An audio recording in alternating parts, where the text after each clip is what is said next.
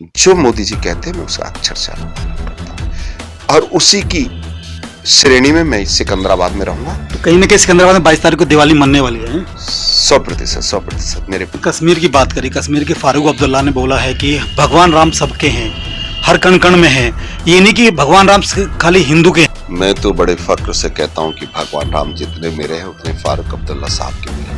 माँ भारत भारती की जय बोलने में फक्र महसूस होता है, हमें भगवान श्री राम की जय बोलने में फक्र महसूस होता है, उनको भगवान श्री राम की जय बोलने में भी विरोध महसूस होता है। एक विचार जो इस देश की मूल संस्कृति का विरोध करती है, इस देश के राष्ट्रवाद का विरोध करती है, माँ भारत भारती का विरोध करती है, भगवान राम का विरोध करती है। और एक विचारधारा है जो भगवान राम का समर्थन करती है, इस देश की मूल संस्कृति का समर्थन करती है और माँ भारत भारती का जय जयकार करती है। आप देखिए, हम लोग जय जयकार करते हैं, जो हमारे वोटर है वो जय जयकार करते हैं, जो उनके वोटर है वो माँ भारत भारती की जय जयकार नहीं करते। माँ भारत भारती, इन लोगों ने तो हमारी संस्कृति को नेस्त नाबूद करने का प्रयास किया है। जितने भी विपक्षी दल हैं उन्हें भारत की मूल संस्कृति से कोई मतलब नहीं, उन्हें भगवान श्री राम से कोई मतलब नहीं। भाटी जी, इस देश में दो तरह की विचारधाराएं काम करती हैं, एक राष्ट्रवादी विचारधारा है और एक अराष्ट्रवादी विचारधारा है। उनको इस देश, धर्म और संस्कृति से कोई लेना देना नहीं है।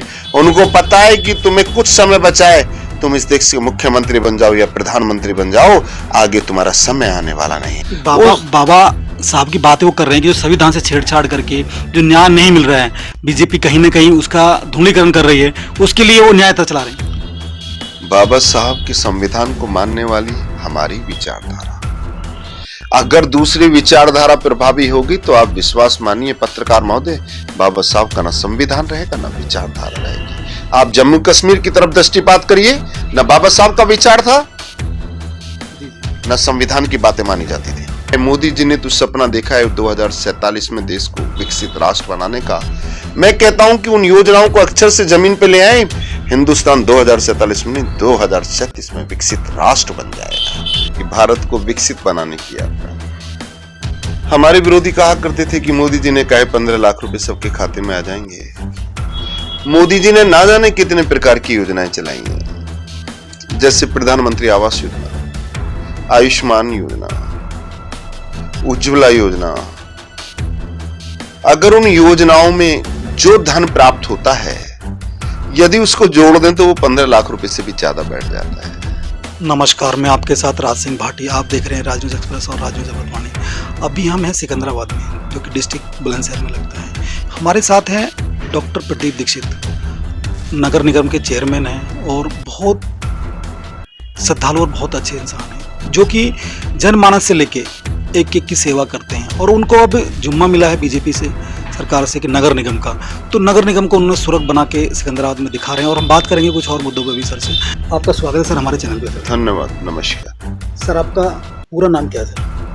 मेरा नाम डॉक्टर प्रदीप दीक्षित, नगर पालिका अध्यक्ष सिकंदराबाद। सर आप नगर पालिका चेयरमैन बने हो, आप बहुत अच्छा काम कर रहे हो, तो और कुछ आपसे हम पूछना चाहेंगे। 2024 जो अभी लक्ष्य है बीजेपी का, जो भारत विकसित संकल्प यात्रा चलाई है, आज उन्होंने कांग्रेस चलाई है भारत न्याय यात्रा, तो उसके लिए आप क्या कहना चाहोगे?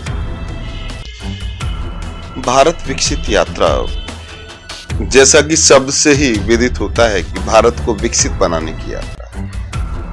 हमारे विरोधी कहा करते थे कि मोदी जी ने कहे 15 लाख रुपए सबके खाते में आ जाएंगे।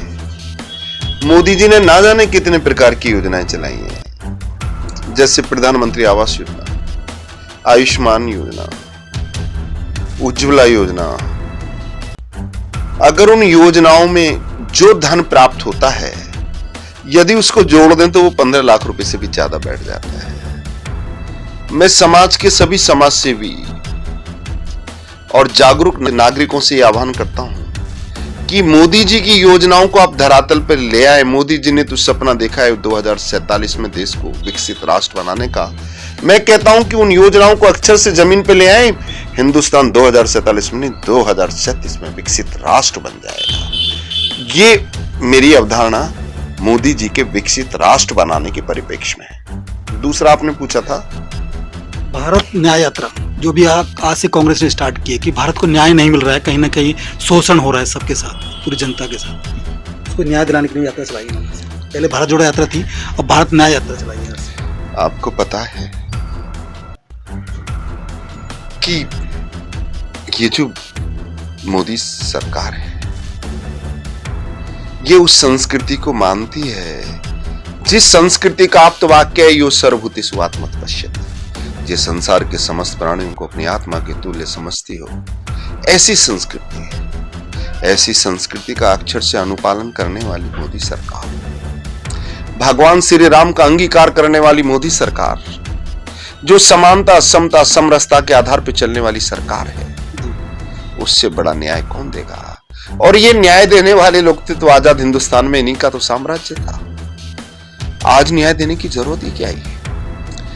न जाने कितने सारे देश उस कालखंड में आजाद हुए जिसमें हम आजाद हुए और वो विकसित राष्ट्र बन गए। कितना बड़ा भूखंड हमारे पास, कितने प्राकृतिक संसाधन हमारे पास, फिर भी आज हम विकासशील देश की श्रृंखला में खड़े हुए। जो लोग हमको विकसित नहीं बना पाए, जो समता समानता समरसता का मूल मंत्र स्थापित नहीं कर पाए, जो बाबा साहब अम्बेडकर जी के सपनों को अभिव्यक्ति नहीं दे पाए, दिन रात नाम तो उनका लेते हैं, दिन रात बात तो न्याय की करते हैं, दिन रात बात जो बोलते थे कि प्यार की दुकान, क्या बोलते थे, मोहब्बत की दुकान, मोहब्बत की दुकान की बात करते थे, वो हमेशा तुष्टिकरण करते रहे। बाबा साहब की बातें वो कर रहे हैं कि जो संविधान से छेड़छाड़ करके जो न्याय नहीं मिल रहा है, बीजेपी कहीं ना कहीं उसका धूलीकरण कर रही है, उसके लिए वो न्याय चला रहे हैं। बाबा साहब के संविधान को मानने वाली हमारी विचारधारा, अगर दूसरी विचारधारा प्रभावी होगी तो आप विश्वास मानिए पत्रकार महोदय, बाबा साहब का ना संविधान रहेगा ना विचारधारा रहेगी। आप जम्मू कश्मीर की तरफ दृष्टिपात करिए, ना बाबा साहब का विचार था ना संविधान की बातें मानी जाती थी। अगर बाबा साहब का विचार माना जाता है तो वहां माना जाता है जहां हमारी बाहुल्यता है, हमारी प्रबलता है। हम बाहुल्य में भी हैं और प्रबलता में भी हैं। अगर हम हैं तो बाबा साहब का वजूद है, हम हैं तो जगह जगह स्थान स्थान पर बाबा साहब अम्बेडकर जी के पुतले हैं। अगर हमारी विचारधारा का क्षय हो जाएगा और जम्मू कश्मीर वाली विचारधारा का उदय हो जाएगा तो आपको बाबा साहब अम्बेडकर जी के ना पुतले दिखाई देंगे ना भारत का संविधान दिखाई देगा। भगवान श्री राम मंदिर बना है, 22 तारीख में उसका प्राण प्रतिष्ठा है। कांग्रेस ने कहीं ना कहीं उससे बाइकआउट कर लिया है कि हम नहीं जाएंगे। और माननीय अखिलेश यादव जी जो समाजवादी पार्टी के सुप्रीमो हो, उन्हें बोला कि मुझे निमंत्रण नहीं आया। उन्होंने प्रेस कॉन्फ्रेंस कर मीडिया को बोला अगर किसी पत्रकार बंधु के पास आया हो तो मुझे दे दीजिए, मैं जरूर जाऊंगा। अब उनके पास वो न्योता पहुंच गया है। अब उन्होंने कहा है कि हम मंदिर में आस्था हमारी है, भगवान राम में आस्था है, पूरे देश की आस्था है, पर हम 22 में नहीं जाएंगे, 22 के बाद हम पूरे फैमिली के साथ जाएंगे। ऐसा क्यों? कहीं ना कहीं बीजेपी का बॉयकॉट है, क्या है? भाटी जी, इस देश में दो तरह की विचारधाराएं काम करती है। एक राष्ट्रवादी विचारधारा है और एक अराष्ट्रवादी विचारधारा है। उनको इस देश धर्म और संस्कृति से कोई लेना देना नहीं है। उनको पता है कि तुम्हें कुछ समय बचा है, तुम इस देश के मुख्यमंत्री बन जाओ या प्रधानमंत्री बन जाओ, आगे तुम्हारा समय आने वाला नहीं है। उन्हें देश धर्म और संस्कृति के परिरक्षण से कोई मतलब नहीं। और मैं बिल्कुल इतिहासविद जो इतिहास को भूल जाते हैं वो सभ्यताएं स्वतः ही नेस्तनाबूद हो जाती हैं।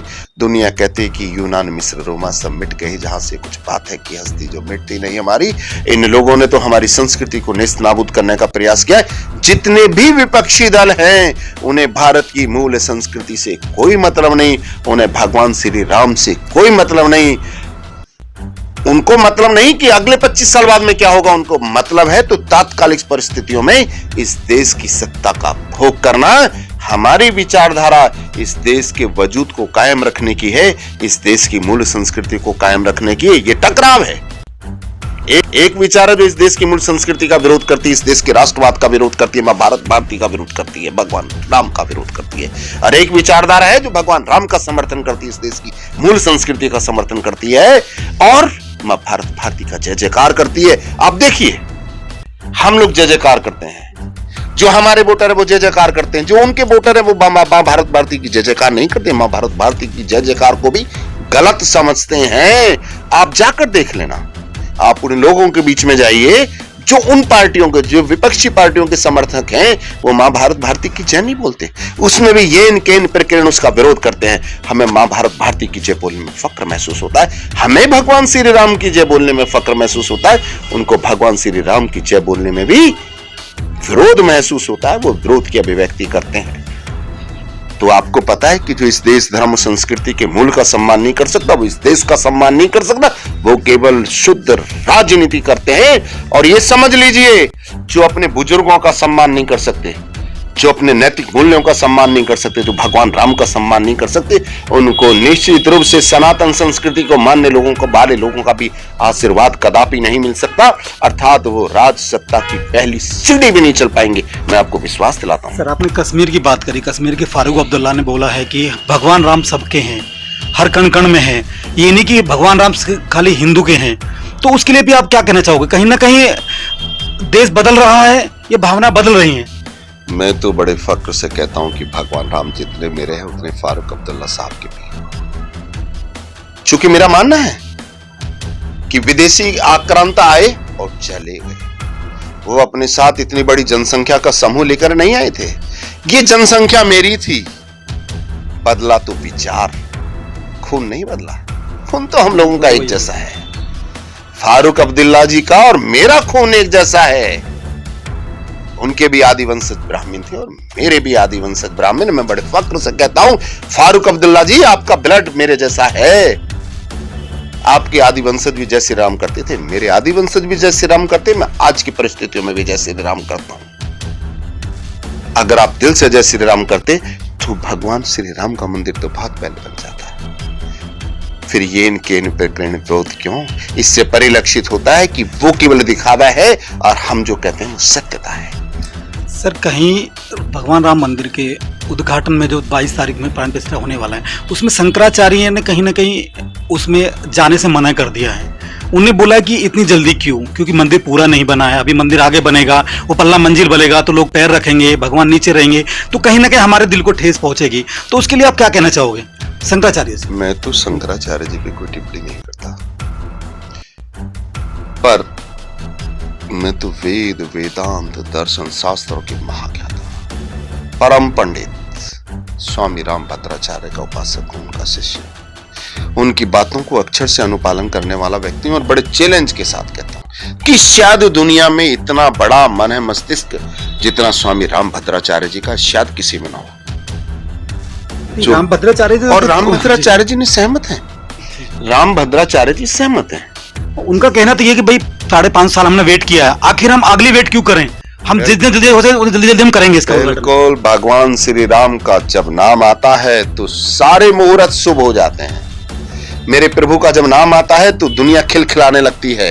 मेरे भगवान का जब नाम आता है तो प्रकृति हर्षित और गौरवान्वित होने लगती है। चारों तरफ हरियाली दिखाई देने लगती है, चारों तरफ हरे भरे फूल दिखाई देने लगते। मेरे प्रभु का नाम तो लें आप। तो मेरे प्रभु का नाम लेने से सारा दिन शुभ है, कुछ अशुभ नहीं है। कभी भी भगवान श्री राम का नाम ले लो और कभी भी भगवान श्री राम के मंदिर की उद्घाटन कर दो और कभी भी प्राण प्रतिष्ठा कर दो। मेरे प्रभु का नाम लेने से सब शुद्ध हो जाता है, सब सत्य हो जाता है। मरा मरा कहकर राम पैदा हो जाता है, राम होता है भगवान का नाम लेने से। 100%। तो उसमें कुछ अशुभ मुहूर्त नहीं है, सब शुभ मुहूर्त है। तो सर 22 तारीख में प्राण प्रतिष्ठा है, आप अयोध्या जाओगे, यहीं पे जिला बुलंदशहर में, सिकंदराबाद में, आप कैसा इसको मनाओगे? कैसा इसको पूरा एक सेलिब्रेशन, जो माननीय सीएम योगी जी ने बोला कि सेलिब्रेशन होना चाहिए, तो कैसे आप इसको मनाओगे पूरा? मेरे पे नगर की जिम्मेदारी है जी। मैं अपने को नेता भी नहीं समझता और वीआईपी भी नहीं समझता जी। मैं जनमानस, सामान्य जनमानस के बीच रहने वाला व्यक्ति हूं और मैं सामान्य जनमानस के बीच रहकर भगवान श्री राम से संबंधित अनुष्ठान यहां पर करूंगा, लोगों के बीच में रहूंगा। चूंकि विशाल जनसमूह वहां पर पहुंच रहा है, निश्चित रूप से मैं टीवी इत्यादि के माध्यम से मेरे प्रभु की प्राण प्रतिष्ठा होती देखूंगा। और चूंकि मैं सिकंदराबाद से जुड़ा हुआ व्यक्ति हूँ, सारे लोग वहां नहीं पहुंच सकते, सब लोगों के लिए व्यवस्था वहां पे नहीं की। कहीं ना कहीं आप प्रधानमंत्री जी को जो आह्वान किया, उन्होंने बोला कि सबको नहीं आना है, व्यवस्था कुछ सीमित है, उनका पालन कर रहे हो पूरा ना? अक्षर से अनुपालन। हमारे आदरणीय माननीय नेता हैं, उनका एक शब्द मेरे लिए आप्त वाक्य जैसा होता है और वो मेरे आप्त पुरुष है। जो मोदी जी कहते हैं मैं उसका अक्षरशः पालन करता हूं और उसी की श्रेणी में मैं सिकंदराबाद में रहूंगा। तो कहीं ना कहीं सिकंदराबाद में 22 तारीख को दिवाली मनने वाली है। 100% मेरे प्रभु भगवान श्री राम इतने वक्त बाद अपने मंदिर में आकर उपस्थित होंगे। हम निश्चित रूप से भव्य दीप उत्सव मनाएंगे, भव्य दीपावली मनाएंगे। दर्शकों, हमने डॉक्टर प्रदीप दीक्षित से बात किया। उन्होंने अपने बहुत ही तरीके से बताया कि हम 22 तारीख में वहां नहीं जाएंगे, हम अपने सिकंदराबाद को खुद दीपावली मनाएंगे और पूरा बुलंदशहर सिकंदराबाद पूरे हम दीपावली मनाएंगे। अपने जो वोटर है, जो अपना जन समूह है, उनके साथ हम दीपावली मनाएंगे। ऐसी खबर देखने के लिए हमें फॉलो करें, सब्सक्राइब करें, लाइक करें, शेयर करें और कोई भी आपको लगता है कि त्रुटि है तो हमें जरूर कमेंट जरूर करें।